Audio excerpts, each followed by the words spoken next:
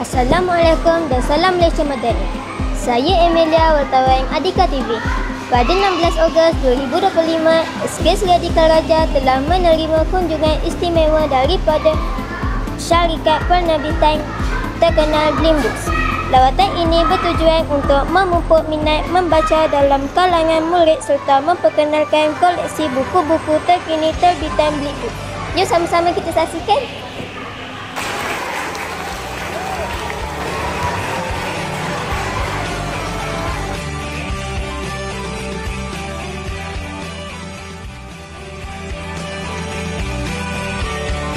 Okey, pertama sekali saya ucapkan terima kasih kepada Tuan Guru Besar, Tuan Hajar Intiaz Besar di atas kemudian kemudian kami dan juga tim di dalam berada di sekolah ini untuk dengan barisan guru perlembagaan, guru-guru, warga sekolah dan juga rekan sekolah. Nama abang ialah Abang Aman Wan. Okey, dan abang ini adalah merupakan seorang pengkarya daripada sebuah syarikat penerbitan yang dipanggil sebagai Blimbooks. Itu abang nak tanya, siapa di sini suka baca buku cerita? Angkat tangan cakap saya. Ramai. Turun tangan. Siapa suka baca komik? Cakap saya. Ya, turun tangan. Kalau awak nak tahu, abang, masa abang sebaya dengan awak, masa abang kecil dulu, pesannya abang tahu, masa abang kecil, boleh macam apa-apa. Abang juga orang yang sangat suka buku. Assalamualaikum dan salam Malaysia Madani. Bersama saya penulis syarikat Blimbooks iaitu Encik Aman Wan. Assalamualaikum, terima kasih kerana sudi datang ke sekolah kami hari ini. Soalan saya, boleh abang ceritakan sedikit tentang Blimbooks? Okey, waalaikumsalam kepada Asma dan juga para pelajar sekolah.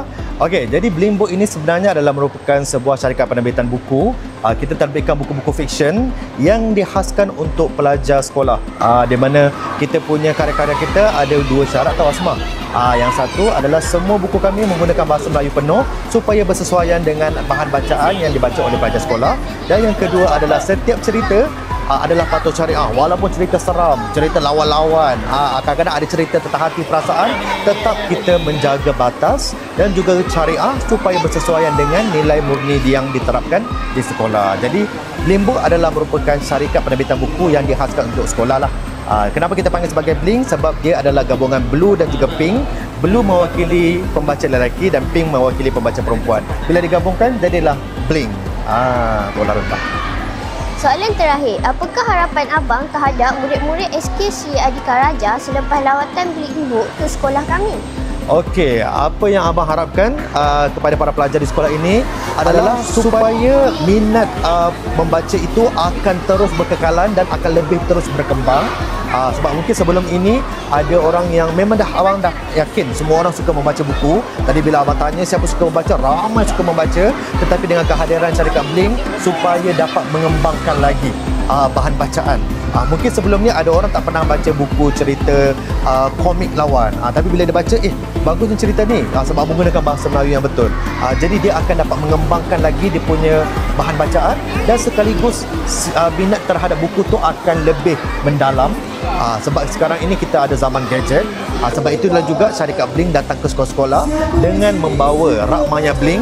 Jadi bila orang buka main gadget juga boleh layari rak maya Bling dan boleh membaca buku dalam bentuk rak maya online. Okey, jadi itulah harapan kami dengan adanya syarikat Bling dapat singgah ke sekolah ini sekaligus memberikan inspirasi kepada pelajar untuk lebih minat membaca dan juga mana tahu ada di kalangan awak semua ni, mana tahu Asma sendiri yang berminat nak menjadi seorang penulis dan jumpa dengan penulis ni, bolehlah kita bersembang-sembang nanti dan juga mencari hala tuju untuk menjadi seorang penulis juga. Jadi itu harapan abang. Terima kasih Abang Amawan kerana sudi untuk ditemukan. Saya sendiri rasa lebih semangat untuk membaca selepas ini. InsyaAllah. Sekian saya melaporkan untuk Adika TV.